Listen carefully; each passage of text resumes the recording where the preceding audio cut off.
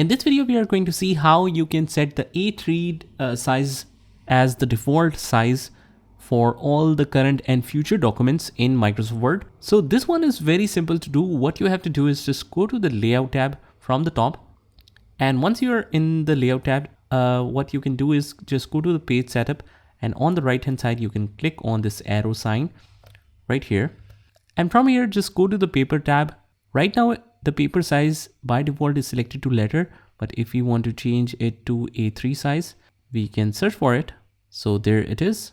Just select A3 size, and in the bottom, make sure that apply to whole document is selected. And also if you want to see this current document and all the future documents in A3 size as default, you can click on set as default and click yes. And that's all you have to do. As you can see here, the page size has changed for the current document as well.